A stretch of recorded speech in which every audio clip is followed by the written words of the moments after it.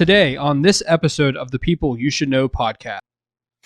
I sat in on meetings with the CEO, the CFO, the C-level suite of a Fortune 50 company supporting my boss, who was the finance guy that supported network and IT. I sat at those tables. I participated in that for a year. And I said, Lord, I don't want this. I don't want to keep pursuing this. I don't like their lifestyle. I don't want the millions of dollars because it ends poorly. They're divorced. They're not happy. They don't have kids. And so I just wanted out. And that's where I said, I took a package, and that's where I started my entrepreneurial journey. Welcome to the People You Should Know podcast, telling the stories of people you should know and allowing their greatness to inspire everyday people. And now, here are your weekly hosts, Danny Ferry and David Farwell. Hey guys, welcome to the People You Should Know podcast. I'm your host, Danny Ferry, and alongside me, as always, is my co-host, David Farwell. Dave, how are you doing, man? You're back in sunny California. I am. I'm back. It's been a long time on the road. It was great to see family and friends all along the East Coast. Got back to California just in time to enjoy my favorite time of the year, actually, out here. Nice 40-degree weather in the mornings and the evening, 70 during the day. Man, I'll tell you what, you pay a little bit to live in paradise, but it's worth it.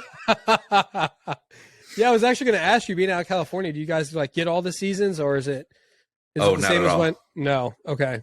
Yeah. That's crazy. Well, I'm super excited for today because we have with us today Jon Umsted. And so Jon is a friend of Dave's. And as you know, we are all about other people recommending to us people that they think we should know. And the fun part about this is Jon is somebody that Dave thinks that all of us should know. And so I'm actually going to turn this over to Dave to kind of talk about Jon a little bit and let us know why Jon's somebody we need to know.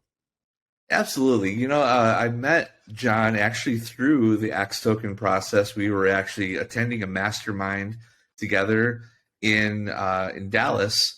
But Jon and I have been apart, not really connected to each other through a couple of entrepreneur communities like 100X, which maybe he'll share a little bit about later on. But the reality is there's something super cool about Jon that when I met him and got to just know his personality, I just loved how unassuming. When I actually asked him, hey, Jon, do you want to be on this podcast? He's like, I guess. I don't know why you want to have me on, but the reality is that I have a lot of respect for Jon's process. Mm-hmm. I have a lot of respect for who Jon is because he's so unassuming, and yet he is doing something, just to share with you, with our listeners here today. If you are a person who's had an idea and you've just never moved on that idea, I hope that today's podcast is very inspiring to you to recognize that you can take an idea and actually move, to have the courage to move on your idea, to be able to risk both failure and success in what you're doing. To never move on something is really the true definition of failure. But to move on something and to take courage never has to be considered anything other than a success, because you've put yourself out there, you've tried. And in whatever level of success you experience, Danny and I did a particular episode, just the two of us, evaluating when we started this podcast and why we did it, and the bumps and the bruises along the way. And it just goes back to that episode to really say what a commendable thing it is when somebody is willing to say, I'm going to risk it, and I'm going to put myself out there, and I'm going to start something. That for me is something that is the true definition of an entrepreneur. We've come to kind of have entrepreneur be like a key or like a coin phrase, right? Right. That it doesn't really necessarily mean what it actually means. But Jon is just he's just a pure entrepreneur. It's out there, he's doing it, and I love that about Jon. And so today, I just hope you as our listeners are fully inspired to take your idea and put some feet to it and just put yourself out there and see what happens.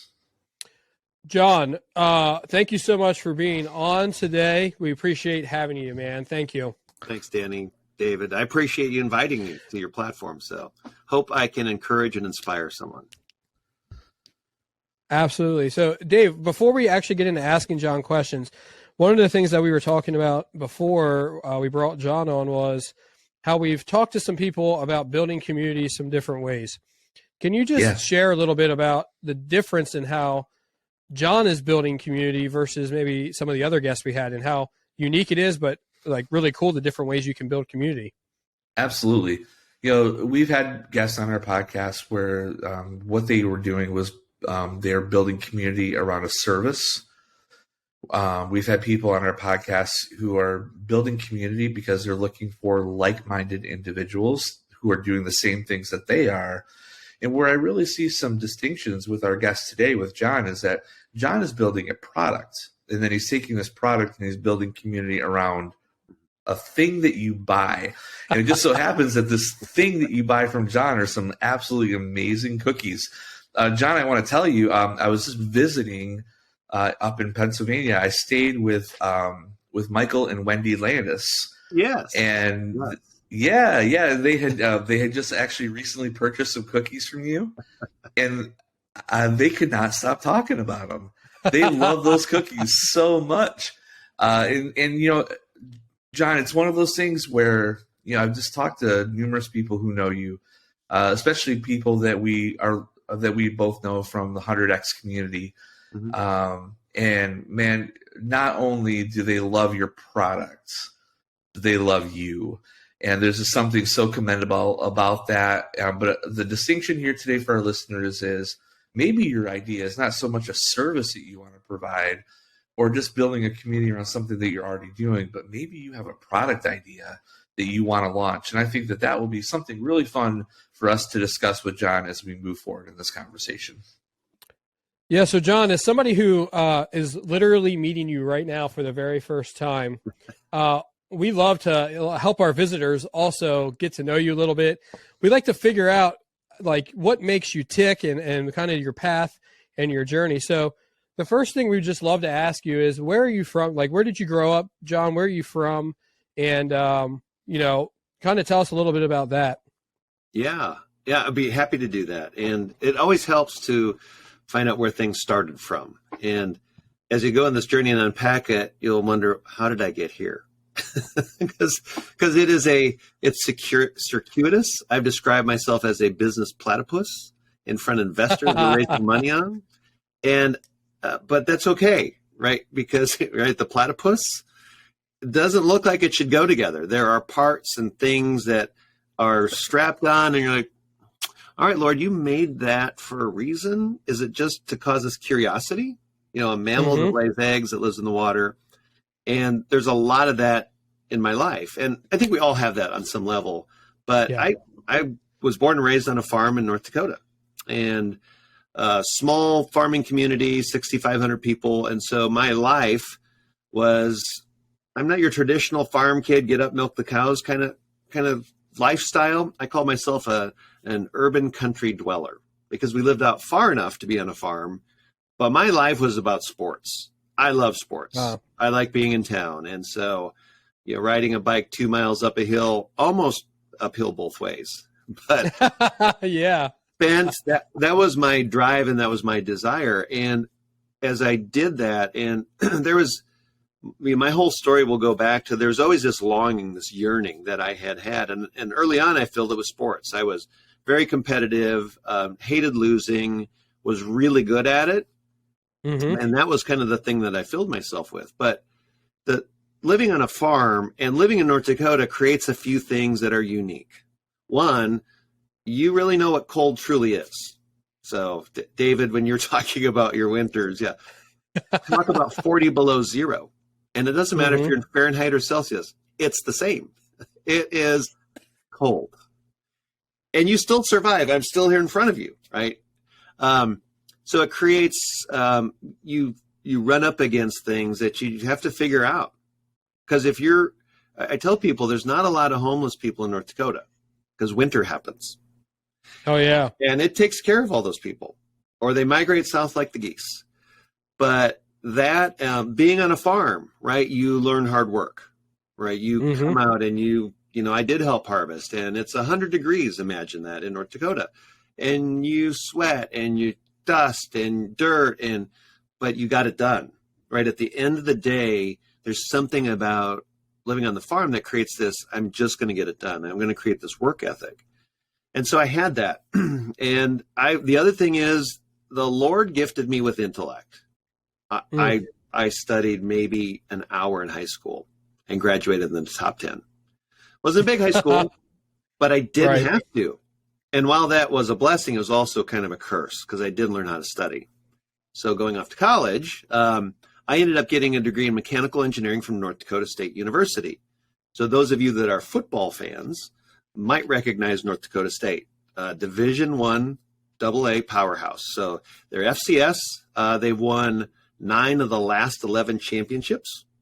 And so you go to this place, and at the time they were a Division II school, and there was this lot, they had this energy about them. And I never played football, but I played on the baseball team, which was just basically a fraternity that played baseball. And so we did lots of drinking and partying, but all of that to say, when I got to college, I really wasn't prepared for it, because when you go to become a mechanical engineer, you have to study. And I got really good at stuffing as much information in my brain as possible for 12 hours and then throwing it up on the paper and then coming away. And so in college, I wasn't really prepared for it, right? I had this work ethic, but I didn't have this study ethic. And I had enough natural giftings where I skated by, and I got like a B average in engineering. And so I say this, I grew up in the 80s, sex, drugs, and rock and roll and baseball or sports. That was kind of my lifestyle. And again, it goes all back to that longing. There was something that I was seeking for. There was a connection, there's relationships, they were very illicit. It was, they weren't healthy. And I still lived that way for, another 10, 12 years afterwards. But I graduated, somebody hired me, Caterpillar hired me in Peoria, Illinois, and then I moved there. Worked 4 years for them. I worked 4 years for Cummins Engines. So my first decade after school really was about engineering. And the only reason I took that was people said, you're smart, you're good with numbers, go into engineering. That was it.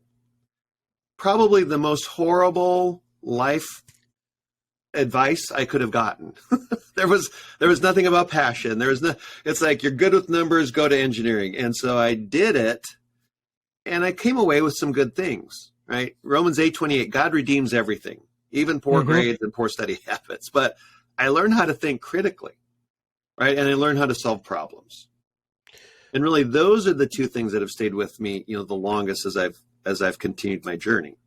So that's kind of John, yeah, go ahead, Danny. I wanted to ask you, just in the midst of your story, when's the first time in that journey that you really recognize, like, I'm not doing the thing I'm passionate about. Like I'm just doing the day to day because this is what somebody told me. I hadn't I was got supposed there to yet. do. At this point in the story, I still haven't got there. Gotcha. Okay. Yeah. And so that first decade really out of school was just, okay, you're going to be an engineer. Well, I'm a farm kid. I've never worked in an office. I hate offices. I hate ties.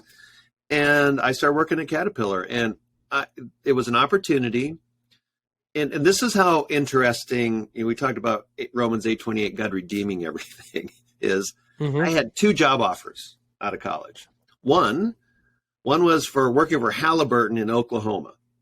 And it was, I would come on staff working for Halliburton. I worked with polymers and coatings, mechanical engineering. I was going to be in charge of one of their paint lines at their plants. And I remember the young engineer that was showing me around. It was the first time I saw a Sonic drive-in. Like, why don't we have these things here in North Dakota? But the other thing was, he said, all right, this is how it works here in Duncan, Oklahoma. They ask you your name, and then they ask you what church you go to. And I'm like, whoa, whoa, Yep. hey, whoa, whoo, pump the brakes, buddy. What if the answer is none, right? And Yeah. And I got a job offer that day. I mean, they must have been desperate. Looking back, as like they were like, he's got a pulse. Let's hire him before he runs away. So I got a job offer from them. And a week later, I went to interview at Caterpillar in Peoria. And that was a much different, it was a contract engineering position. It wasn't even working for the company. It paid less, but in Peoria, Illinois, Party City. It was the place I'm like, I don't really care if I'm making 10% more at this other place. I'm going here because this is where the action's happening.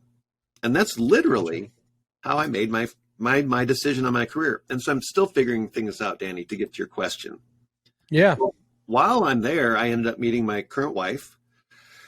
We got married, and we ended up, we moved to Columbus, Indiana with Cummins Engines. And here's the other, God has a sense of humor, in case you didn't realize that, right? Friends of mine who graduated at the same time went to work for Cummins. And I would travel there for holidays like Thanksgiving or Christmas. We didn't want to drive, 12 hours back home. I go visit my friends.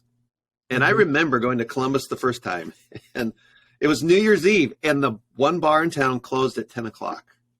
And I said, I am never going to move here. And guess where I moved 3 years later? Columbus, Indiana. Yep. Columbus, Indiana.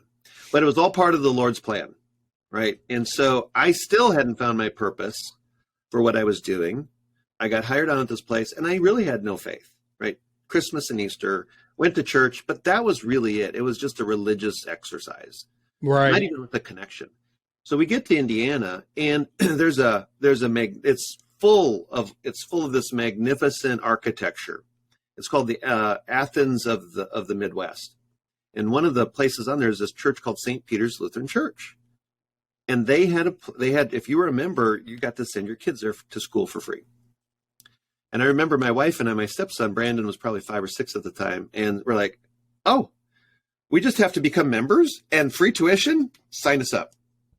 We took a 90-day Bible investigation class. And I learned more about the Lord and about the Bible in those 12 weeks than I had in my previous 30 years. And so to become a member of St. Peter's Lutheran Church, you had to answer one question. How do you get to heaven? Like, I know that one. I was in the class, right? I trust Jesus shed blood on the cross as an atonement for my sins. I am made righteous, redeemed, restored, and I can now go to heaven, right? That was the answer, right? That's how I thought about it. It was an intellectual exercise at that point, and it was only up here.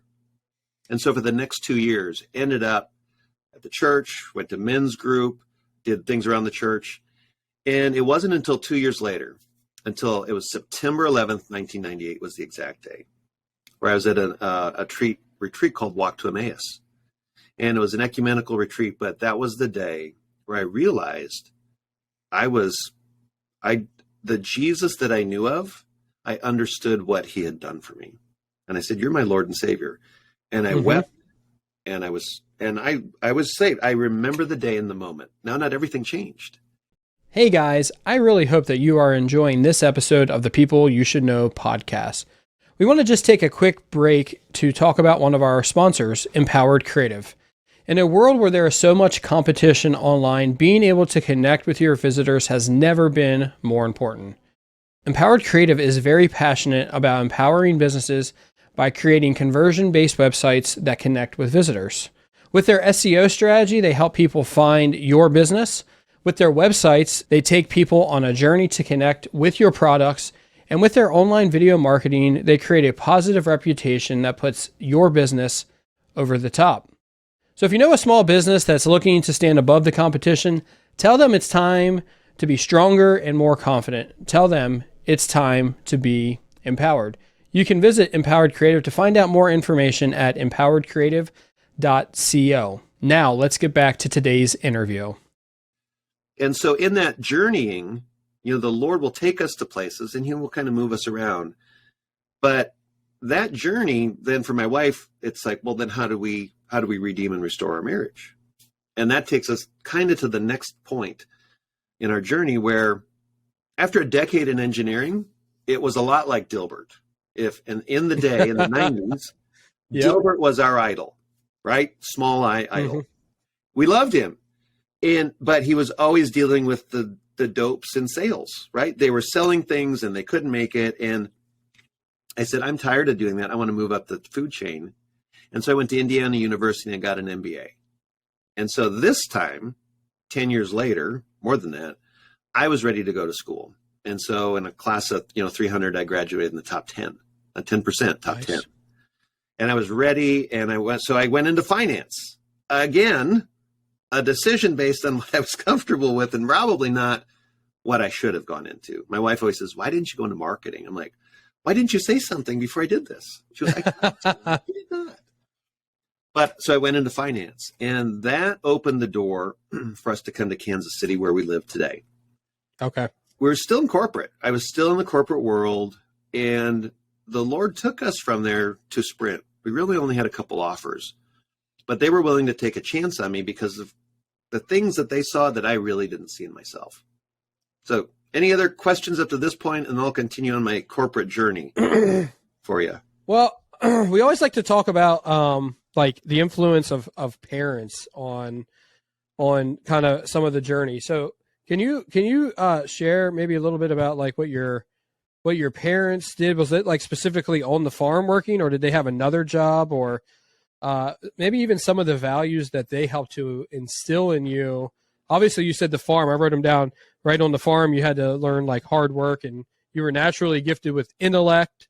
But what were some things that like your parents maybe instilled in you, and just like your relationship with them, and how that really helped to form you as you were kind of a younger adolescent? Yeah.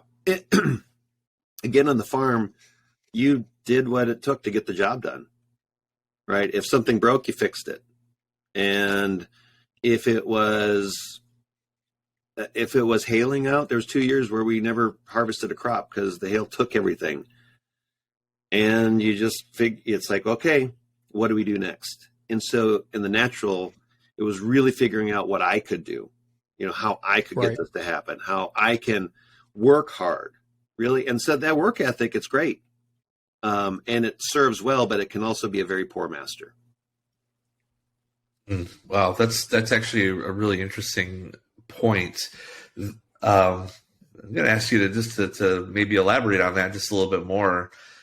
We don't often hear this where that whole like grit and getting things done and just figuring out how can become maybe a little bit more of a negative. How did you experience that, John, where that maybe how you learn this very, what most people consider a very positive work attribute, right? Mm-hmm. Positive character thing to have. Where did you see that being a setback for you as you move forward with what you're doing in life?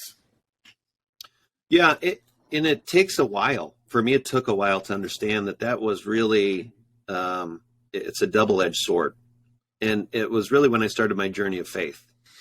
After I accepted the Lord, there was still a lot of old man, right? There was still a lot of that old nature in me. And it was still just gritting your teeth. You read the verses from Paul, it's just love your neighbor.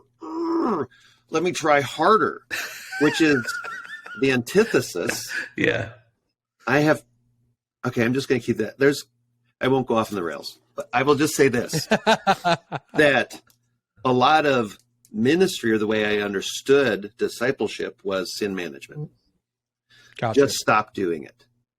Just stop it.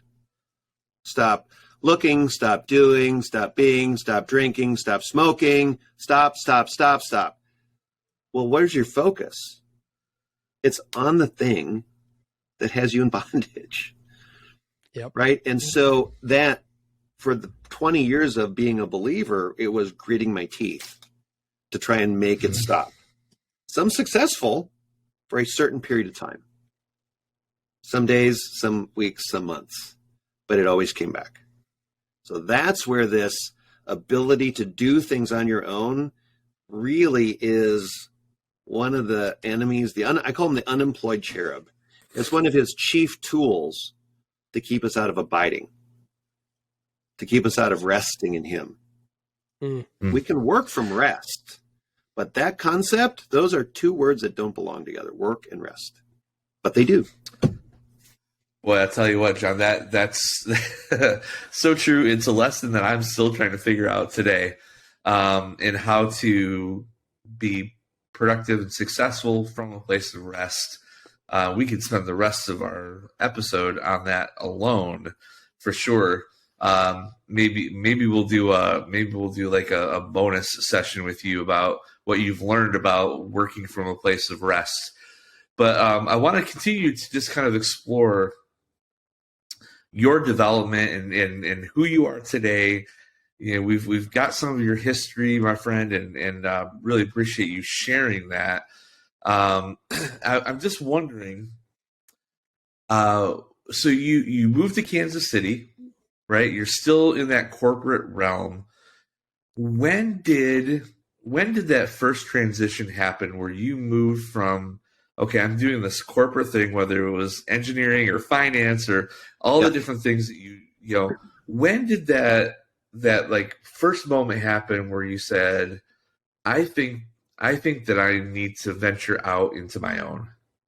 Yeah, that's a great question. And as an engineer, you fix problems, right? And in engineering teams, you start big when you're developing a new engine.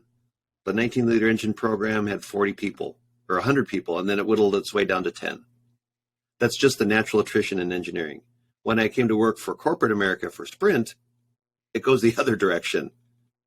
Your team is based on the size of your revenue, and so they expand. And they are very resistant to trimming, right? They don't like to find ways to do things better, faster, cheaper. And so I had just finished a major program at Sprint where we put a software package in for marketing. I helped create the marketing operations function at Sprint, and it was a very new new area just in corporate in general. But we took a software platform, we redid the process, we rolled it out to 500 people. My team got patents for predictive analysis. We streamlined how things were done, with the goal of them really not doing as much and doing the right things. We gave them all the tools, and the VPs said, you know what, we appreciate all this work, but we're not going to use it. And I said, I'm out. Because I'm not good with corporate BS. And back then I was even worse with corporate BS because I had this orphan mentality, lots of arguing, lots of complaining, and I wasn't who I am today. And so I really couldn't sit around and watch garbage happen. And if people were going to continue to let it happen, I'm out of there. Right, wrong, or indifferent, I ended up leaving at a point in time where I was working the fewest hours of my life. The software package was done. I'm working like 35 hours, which never happened. Most of my life was 60 to 80. And I said, I'm out of here. My wife also had fibromyalgia at the time. And so I'm doing things at home. I'm managing this. Danny, to answer your question, I still haven't figured out what I want. Yep. I can understand that, John. On some level, but there was this deep yearning inside of me that said, Lord, I want more of you. I sat in on meetings with the CEO, the CFO, the C-level suite of a Fortune 50 company, supporting my boss, who was the finance guy that supported network and IT. I sat at those tables. I participated in that for a year. And I said, Lord, I don't want this. I don't want to keep pursuing this. I don't like their lifestyle. I don't want the millions of dollars because it ends poorly. They're divorced. They're not happy. They don't have kids. And so I just wanted out. And that's where I said, I took a package, and that's where I started my entrepreneurial journey.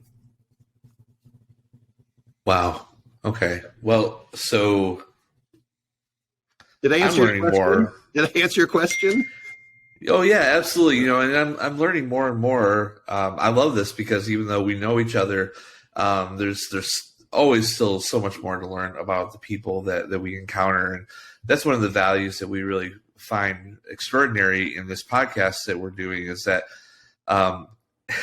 we always end up discovering way more Danny and I joke that even if no one else is learning anything from our podcast, we are, and we're growing and who we are as individuals and as people in business and entrepreneurship.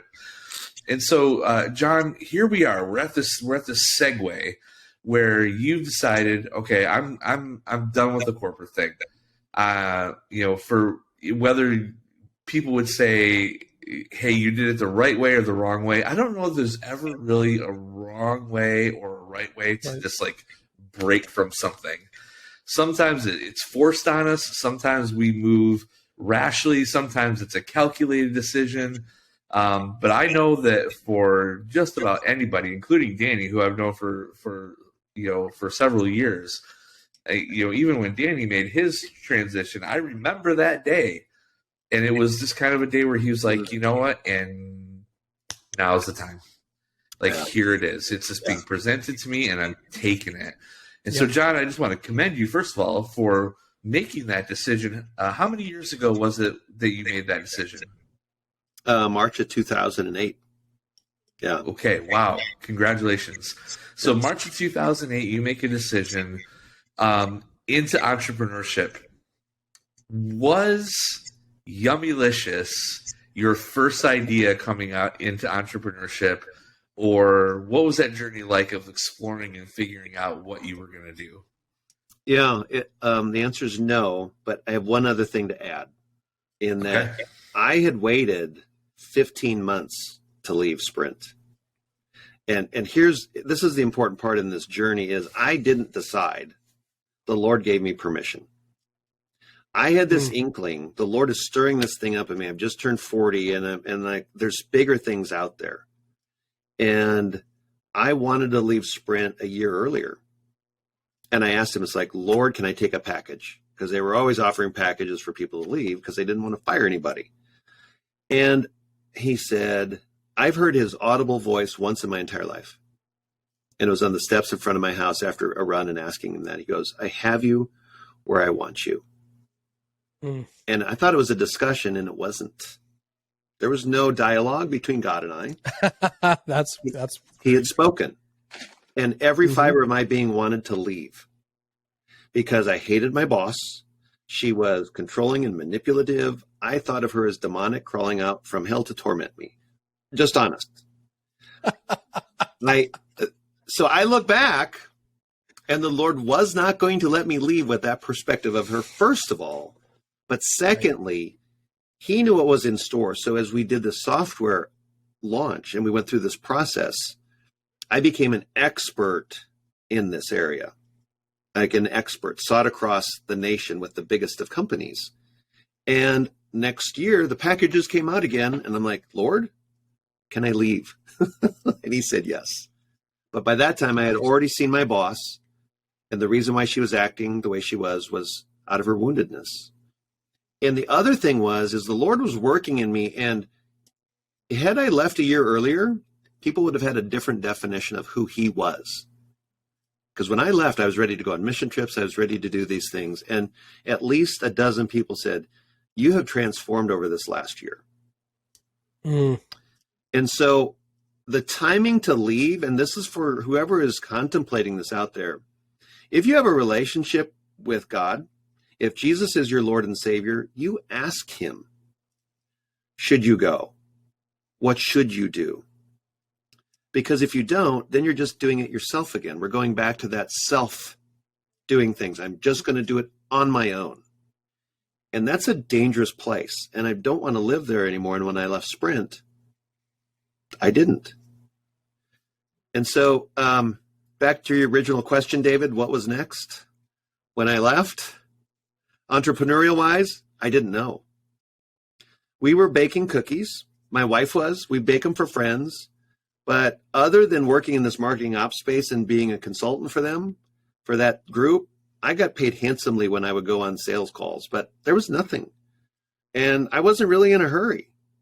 And I just had one prayer. I was like, Lord, you show me what's on your heart. Because I don't want to go back to another business. I don't want to go back and do things the way the world does. I want to follow you. And he led me on this journey, that there's other things that happened along there, but it continued to deepen my relationship with him And ultimately, entrepreneurial doors opened up.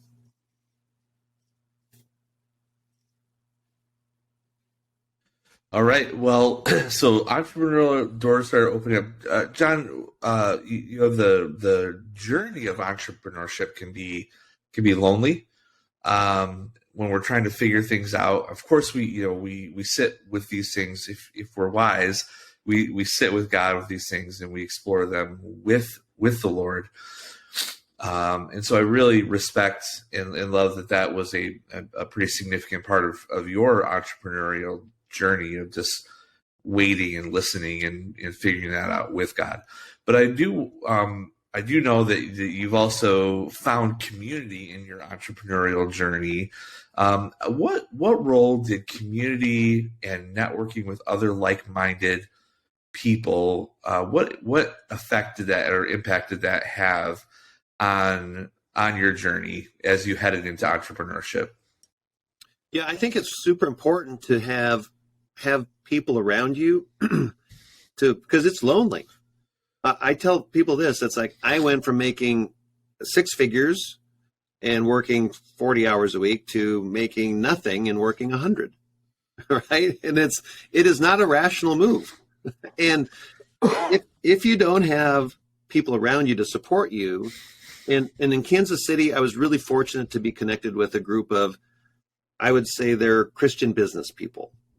And I don't mean that it's different than a kingdom entrepreneur, and we can talk about that difference later, but they love the Lord. They use their businesses, whether they were in service, insurance, whatever they did, where we could get together, we could talk about concepts in the Bible and doing business the right way, which is laudable, right? And you need people around you to do that, because when you have tough times or you need resources, I want to go to people I can trust. Mm-hmm. Just because people say they're quote unquote Christian, that if they lead with that, the red flags go up because I shouldn't have to ask what your faith is. I should be able to see it and discern it from your actions and your behaviors and how you treat others. And so that was one of the lessons, is not everybody who has a fish on their bumper is somebody that you should be doing business with. And I experienced that in a startup where I had people that I was aligned with that were former pastors that really needed a lot of freedom, the way they handled things. And so it took a while to find the right people to be around. And sometimes your spouse is not your best support system. Sometimes they are. But in my case, it was a wild ride for her because she wasn't in my life doing all these things every day. And there's just the vision she's not seeing it happen and pan out. And so I can go to my wife and I can share certain things, but I can't share certain things. There's no grasp of the decisions we have to make, right? The things that get left undone, and our day is still full, but yet my wife and my family are at home thinking, oh, what did you do? What did you get done? Why aren't you home earlier? And so it can be very, very lonely. And getting plugged into that right community, David, is really what I eventually found with the 100X group, right? People who were aligned with the kingdom, and the message of kingdom entrepreneurs are to redeem and restore every broken system on the earth. That's what we're to do. And finding people along that same mission and vision where we can share ideas, we can encourage each other, we can get revelation, and I can trust it because it comes from a tested place. It comes from, there's no manipulation. They're just people offer things, right? And so I know you've experienced that, David. Danny, I'm sure you have as well. But if you don't have that community as you're building your business, you need to find one. You need to find those people who are in your corner and who can give you resources. Or if you're raising funds, you're right, find the right people to raise money from, because if there's misalignment on there, it'll cause problems in the future. So, Jon, I'm going to come back to the question Dave asked. What was your first entrepreneurial venture? So you took a little bit of time, You kind of figured it out, let the Lord lead. What was that first kind of on your own entrepreneurial venture that you had? Well, it was really, my first one was my consulting, right? So I stepped out of that, and that was an easy one because there was already an audience that knew me. companies wanted to hire me to go work for them. And I'm like, I just left. I don't want to go work for Walmart, right? Great opportunity. I look back in the rearview mirror. It's like, I should have taken that. So that was the first one, but really close behind that was cookies. Yummylicious Cookies came about in July of 2008. And it was because of a friend of mine who ran a high-end New York style deli called Dean and DeLuca. And he loved my cookies. Well, he brought them to the team. They liked them. And so we started serving them. We rented kitchen space, and it never was a business. And that's the other thing too, is the thing I thought was going to lead me this, in this marketing ops space turned out to be nothing. This other thing that just kind of this thing that popped up, it was like a seed that was planted, and it started to grow, and we kept growing it. But it was always, for the first 4 years of its existence, I was really part-time in it.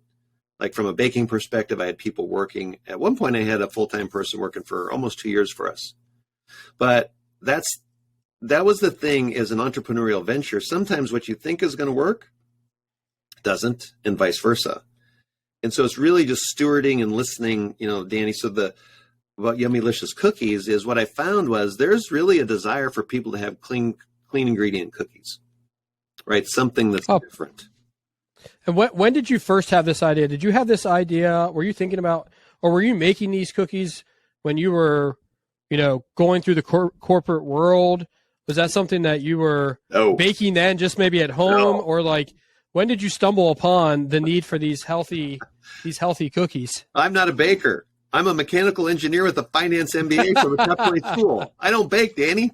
Come on, right? Haven't you been paying attention? No, it's a great question. It was my wife, and she started messing around with whole grain cookie ingredients back in the late 90s when I was I started to run half marathons, and so I'm eating a lot. And those were good old days. Man, those were so good, right? But healthier treats, and she worked on that recipe for years and years. And there was never an idea to make this a business.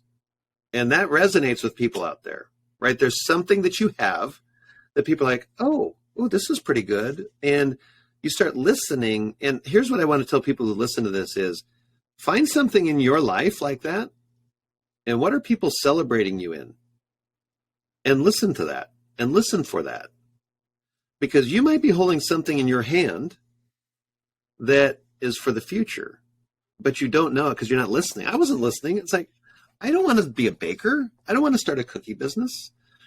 And so when that opportunity afforded itself, for the first year, my wife did all the baking, right? I was still doing some consulting work and helping other startups. And it was for that first year, we got to go, we got an audience, and then we had to make a decision of, are we really serious about doing this or not? Because we had opportunity to go to more outlets, more avenues. We were in the process of adopting. So my wife wasn't going to carry a baby and flour and stuff down to somebody else's basement. We had to decide, if we're serious about this, are we going to put a commercial kitchen in our house? And that's where we said yes.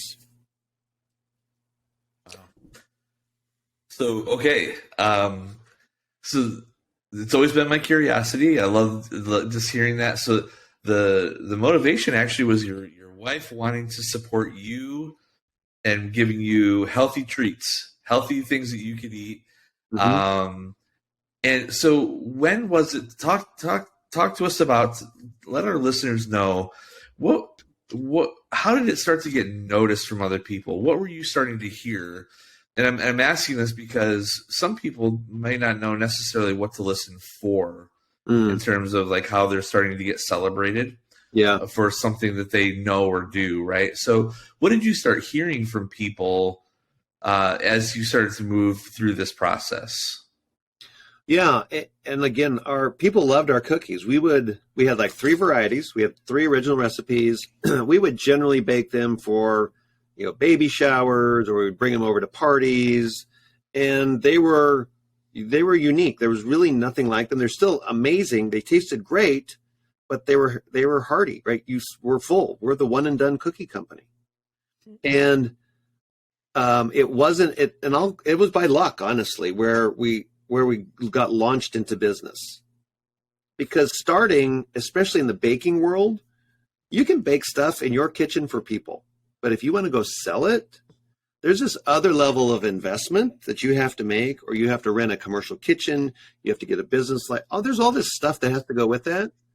And that's usually a barrier for most folks. They're like, I'm good with this. And so it was that chance opportunity with the right person in the food industry, in a retail space that says, I want to sell this. So that's an obvious one. If you ignore that, then that's on you. Does that make sense, Sure. David? So for us, it was easy. But if I look back on that, there was clues about people really enjoying those. And so if I was looking for an opportunity and looking what I had in my hand, like what I'm doing in my life, I think I would have picked up on those sooner. Yeah, I think that's probably true for the majority of us as well. You know, we can be a little slow on the uptake sometimes of just hearing what is, you know, truly our intended purpose. And John, one of the things you said multiple times along this episode is you still haven't quite figured out what it is that you're like truly passionate about, right? And I think that that's probably the itch that most true entrepreneurs have, right? Is that you're doing this thing right now, but I'm sure that you're somebody who also has, you know, a few other ideas that are stirring around in the back of your head as well. But I think that just for the sake of our listeners and for the sake of this particular episode, John, so you make this decision, you put a commercial kitchen in your house, huge, bold move, by the way, well done on that one. And here you are, right? So once you made the decision, okay, we're putting a commercial kitchen in our house, we're taking this thing to the next level. Tell us, what were some of the, I think something that maybe would be interesting or interesting to hear would be, you make a big decision, right? And we could talk about the success stories, but let's get down into the mud a little bit. What were some of the challenges that you experienced once you made that decision? Did you have any moments along the path where you're like, you know what, let's not do this? Or was it a totally clean ride? That would be a very odd thing to hear, but you know, what were some of the challenges that you experienced once you made that big decision? You know, initially it was easy. And what I mean by that was SBA has programs out there. We took out a $25,000 loan. I had friends build up all the basement, and I asked around for other people that we rented kitchen space from. So setting it up was relatively easy. And at that point, I had a couple businesses, you know, that were taking wholesale. I was starting to do farmers markets, and then I was having people help. And I wasn't relying on it 100% to support us, which I look back now of, you know, being a better steward of resources. But the hard parts didn't come until later for me, right? Where we, I don't know if you want me to talk about this, but at 4 years into this, we sold all our house. We sold our house, sold all our kitchen equipment, and we went to Africa on a mission training school. So we had this business. We had a baker that worked for me who now has been nominated for his 4th James Beard nomination because of his baking. So I'm like, oh, I wish I'd have held on to him. So James Beard nomination means that in the culinary industry, you're the best of the best. You're recognized. And this young man was working for me, and he had these great ideas. And I'm like, I don't want a retail space. I don't want a store. I don't want to have coffee. I just want to do this.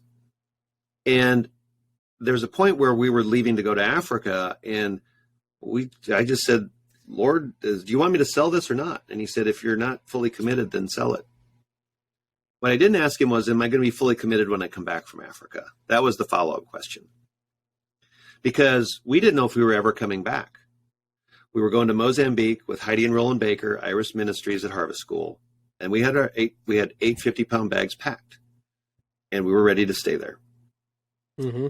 But we ended up coming back. And so for me, the hardest part for my journey, David, in this was coming back, trying to recreate and restore this, and it not going well.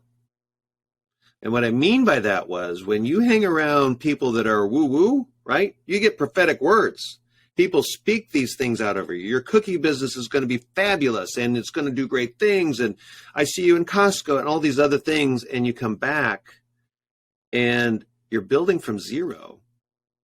But even more importantly, the Lord is working in me to be able to make those prophetic words come to pass. Because I wasn't ready to steward what was promised, but I didn't know that. And I'm looking at what was promised, and it's not coming. And so the worst years in this journey for me were after we got back from Africa, those 3 years following. And I tried to quit. I tried to go find other jobs. They wouldn't. There were some dark, and it was a strain on the relationship with my wife. She's like, go back and get a job. She didn't like being an entrepreneur's wife because there's not a lot of security in it. And for women, for my wife, security is one of those things that's needed. So my bumps came farther along, right? But again, I wasn't going to quit. Going back to where we started this it's going to be done. Or I'm going to be dead. One of the two. But one of those things shall come to pass. Even when I wanted to leave, I still didn't. And once you persevere and you get on the other side, you have a whole different perspective of how to handle business. John, I wanted to here in our last segment for this afternoon. I know like it's been awesome talking with you, and it's amazing that like 50 minutes have passed by because listening to your story, like I can reflect my own entrepreneurial journey through a lot of what you're saying, the ups, the downs, the moments where you ask the Lord, can I please leave now? And the moments when he says no, the moment when he finally says yes. And like, and then even just like the sweet reflection, I'll say it this way, the sweet reflection of being able to look back and look at the character that's been instilled through the fire, through being in the fire, through being in those situations. So I can definitely relate to most of your story, and my journey very much reflects a lot of what you've said. I wanted to ask some questions about growing your business. So you said that people would eat your cookies. You'd heard the things they celebrated you for. I'm sending this podcast. I'm going to make sure my wife listens to it because I've been trying to get her. She makes amazing gluten-free bread because she's gluten-free. She makes like gluten-free strombolis. I'm going to be like, listen, everybody tells you how good they are. You're getting celebrated for this. Let's go do it. Anyway, with that being said, I want to. Good job. You've been listening. Yeah, I have been. Yeah, and I'm an entrepreneur, so when I hear those things, it's like the radar goes up, right? Look what Jon said. All these things I've been telling you. Look, somebody else said it. Yeah, exactly. One other person agreed with me, right? That's the majority. Let's go. Being God. Anyway, I wanted to ask you about the part that networking played in helping you to grow your business. So, did you have a specific strategy once you started? Was there like a strategy? I heard you say about going to farmers markets. Did you join any networking groups? Who was your community of people that really supported you or helped you to grow in this space kind of as a young entrepreneur? Yeah, that's a great question because for me, like the normal outlets, your Chamber of Commerce, it was, I'm going to be nice, but if there weren't free cookies, I was like, when are the free cookies coming? And I'm like, well, when the money shows up, the cookies always show up. Right. Yeah. And so there's I've had to share that with my father-in-law, love him to death, but there's networking and there's networking. And I don't need any more insurance. I don't need, there's places where you can spend your time and you need to find out where those are. And so in Kansas City, there's a really rich entrepreneurial, the Kauffman Foundation is here. And Ewing Kauffman put a bunch of his fortune into entrepreneurism. So they have things where you can connect with entrepreneurs in the Kansas City area. They bring people from around the globe here. So I was very fortunate in the Kansas City area to have access to some really entrepreneurial people. And so I really didn't have to look that hard. I just needed to go meet folks. And for me, that's easy. Right. I like doing that. But in terms of growing my business, it was really the slow road. right? And I had no grand plan. I had these prophecies about business exploding. I'm like, I just got to make cookies. There's more to it than that, folks, right? Your hand is required to do this. And I would say leading up to 2020, for those 4 or 5 years after we got back, it was still just kind of doing the things that made the money in the summer and then hanging on through the winter and finding other outlets. And it wasn't strategic. And what I learned was, but I developed a strong following. So when you could still sample cookies, if I could get a cookie in somebody's mouth, they bought and they would come back. And so it was really very grassroots for me. But then 2020 hit and COVID, and it killed our business. And, I'm a small government, big person, but without the SBA loan, we were not talking about Yummylicious. But that was the clarifying moment where it's like, I have to be intentional about the things that I'm doing. And so putting things in place where I'm less reliant on in-person events. We're talking about doing franchising, right? So that's something I'm working on, and we're going to allow other people in other parts of the country to be part of. So part of my spread is doing more things online. I'm doing challenges. I've done a couple of challenges to promote my subscription services. I get people to taste and see our company, our business, what we're about without tasting, but if they like our market, if they like how we're doing. So I have grown up in terms of stewarding my business to be like a real business. And I'm bringing people on board to help me with that, because I can't work in the business. I need to work on the business. I have a giant amen for that, definitely for that last statement. Spent a good part of the last year working on scaling my business, which would allow me to work on my business and not just be the guy in it all the time. So yes. I definitely hear that. I'm curious, what are some of the areas that reflecting back, and this should be a good thing even for you to think back, what are some of the things that you're doing now that you weren't doing before? Some of those things you said, like I now need to be intentional. So like I hear some of the marketing things, but are there any other like practical business minded type things that you just needed to be like, okay, I need to get really serious about this? Yeah. People may think this one way or the other, but it's like I have learned to listen to the Lord, like truly listen, where I was doing it on my own, banging my head against the wall, and that wall ain't moving. And my head hurts. And I just said, how do you want to do this? And it can sound very cheesy because I've heard people speak that way. But here's a tangible evidence of this. So at the beginning of this year, all my input costs are going up. And I was like, all right, Lord, I said, do I raise my price? Do I, keep the same size cookies, their meal size? Do I make them smaller or, make them smaller, keep the same price? Do I raise my price? How do you want me to handle this? And I just kept asking him for a couple of weeks. And finally he said, you keep the same prices. I said, okay, my margins go down. In case you didn't realize that. Joking, of course, right? Little humor on the Lord. And he said, you're going to use that and you're going to tell people you didn't raise your prices. And then you can talk about what a kingdom enterprise looks like. And when I said yes to that, what I ended up doing is going back to say, all right, well, where are some of my input costs? Well, I've started to order direct from my flour supplier, my organic stone ground whole wheat flour and rolled oats. And I can save about 15%. And so that 15% into the cookie is about 8% of my costs that just came back. And so nothing got sacrificed. I didn't play the ways of the world. And what I allowed was for the Lord to be able to showcase himself. And I've talked to people about kingdom and their relationship.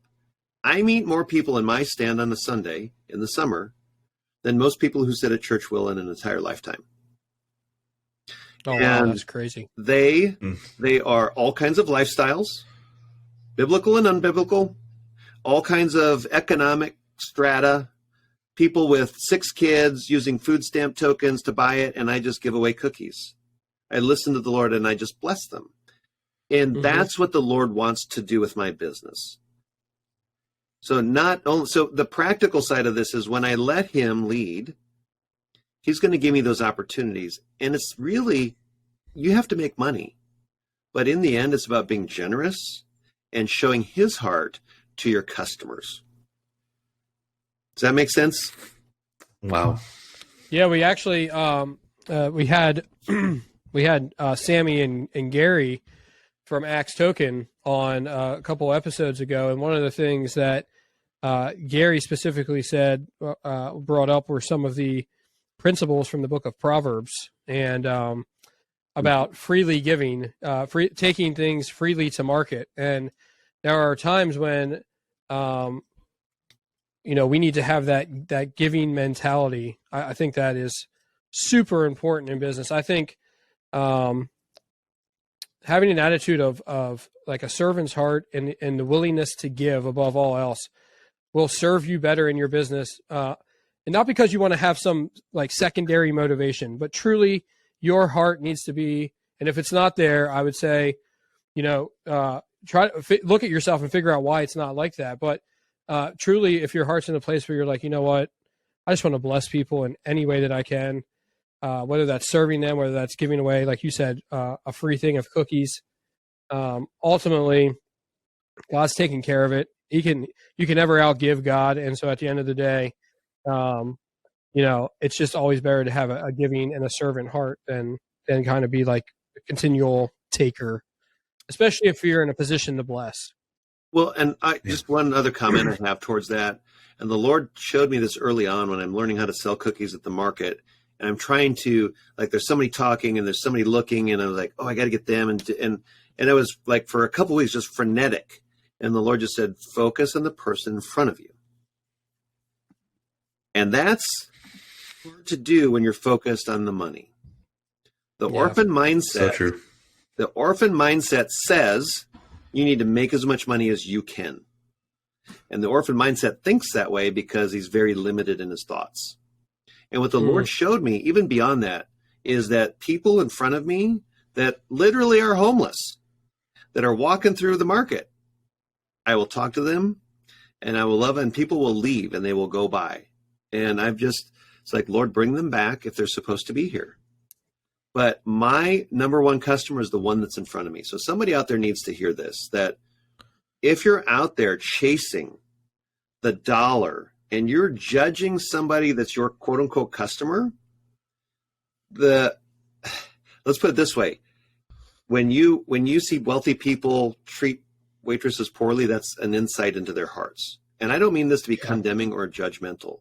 It's a thermometer. It's revealing what's on the inside. And I've dealt with this because I had to get beyond the point of making as much money as possible and just being to the point of that person is the most important person. And what's come of that really sometimes has been miraculous work, right? Or large orders, and sometimes it's amounted to nothing, but it's irrelevant to the outcome because it's that servant's heart. The person in front of me is the most important. Man, that's super well said. Yeah. Yeah. I love that. I love that so much. It's like Dave said, I mean, that should be a focal point in whatever you do. So Dave, I'm going to toss it over to you for any final thoughts that you have, and then we'll close out this show. Yeah, so John, one of the things we love to do for all of the guests that we have on our podcast is just give you an opportunity to do a shameless plug for whatever you would like to share concerning Yummylicious. Anything, so just let people know, where they can find you, anything you'd want them to know about your products. We'd love to just give you a couple minutes to do that. Yeah, absolutely. And I don't have a lot of props, but this is our brand and this is our business, right? Yummyliciouscookies.com. And you can go there, check us out. And really my pitch, if I can get somebody to talk to me, is this: would you like to try an amazing organic whole grain cookie? And most people want to run by me, but I make food and cookie form. That's another one of our taglines. And people don't understand that because what they're used to is store-bought cookies. They're used to, once they start on the sleeve of Thin Mints, the whole sleeve is gone. You've ate them all. There's 800 calories and you're still hungry. Or donuts, right? And so when you have one of our cookies, and what people find is they eat them and they taste amazing. We have 14 different varieties, something for everybody. We even have some gluten-free stuff, Danny. But when they tried them, they realized that I'm not lying when I say food in cookie form. The other one is cookies without the crash. That also resonates. Because when you eat one of them, you're full. And you can order them baked. You can order mixes. You go to our website, you find the mixes, you add a stick of butter, an egg, a teaspoon of vanilla. You make these in your own home. And so there's ways where you can give those as gifts, or you can give them to your kids. Like when parents find out that they can take their kid to the market, feed them a cookie, and the kid is not running around because they haven't gone through the blood sugar spike and crash, they're like, we are stopping at your place all the time. And that's how I have customers. And so what my pitch to people is, if you're tired of eating the store-bought cookies made with the highly processed ingredients and going on the sugar roller coaster, come and check us out. Awesome. So they can find you at yummyliciouscookies.com. If somebody wanted to connect with you, who's an entrepreneur and wants to talk about your journey, what are some social media handles or usernames that they can find you at? Yeah, and you can go right to our website, and there's a ask us, and that comes into our info at yummyliciouscookies.com. Just drop it in there, and we'll find up some time, or I can point you with certain resources, or find out how I can help you, because this is a lonely journey. You can go to Facebook, Yummylicious Cookies on Facebook. Unfortunately, that's one of those areas where I'm being more intentional about, and we want to build and grow that. Same with Instagram. We don't have a big presence on there, but we're moving into that, because part of the importance is letting people know it exists. People don't know it exists because they haven't seen it. Right. And that expansion and doing some more of those things coupled with our challenges, that's the best way to find us. Awesome. Well, Jon, it's been a real pleasure to get a chance to meet you for the first time for me today, but to hear your story, hear how you have faithfully allowed the Lord to really guide you throughout your entire journey. It may sound easy now that you're maybe on the other side of some of the valleys, but the truth of the matter is there will be more hills and valleys that will come, but it's really nice to take a minute to look back and be able to reflect. Dave and I have said this a couple times. Even 6 episodes in, we were like, man, we've really come a long way in 6 episodes. And now here we are we've hit double digits as of today. So just looking back, reflecting, and being able to hear your journey, it's been fun for me. And I know that Dave was excited to have you on and be able to share your story. So thanks so much for being on today, man. I appreciate it, Danny. David, thank you for inviting me, sharing the platform. And I can't wait to hear more of what you guys are doing out there, because it's needed, right? We need to encourage each other on this journey. Yeah, you're exactly right. Ladies and gentlemen, Jon Umsted is definitely a person you need to know. Catch you guys next time. See ya. Thanks for joining us this week on the People You Should Know podcast. A very special thank you to today's guests for sharing their journey with us. If you have been listening to the podcast and have really been enjoying it, would you consider giving our show a 5-star rating or leaving a review? If you are on a platform that allows you to do that, leaving us a review will help other people to discover our content, and could be the difference in them making the connections they need to unlock their greatest potential. More importantly, we want to hear from our fans and would love your feedback so we know how our show is inspiring you to chase your dreams. Also, if you are not getting email alerts when new episodes are released, be sure to sign up today. You can do that by going to heydouyouknow.com and putting your email right there in the episode alerts box. Once again, thank you for joining the People You Should Know podcast. We hope that today's episode has inspired you to connect with others and unlock your greatness. Thanks for listening to the People You Should Know podcast. Do you know somebody amazing? Do you wish everyone knew about them? We can't wait to hear from you. Drop by one of our social pages and send us a message with your nominee to be a featured guest on People You Should Know.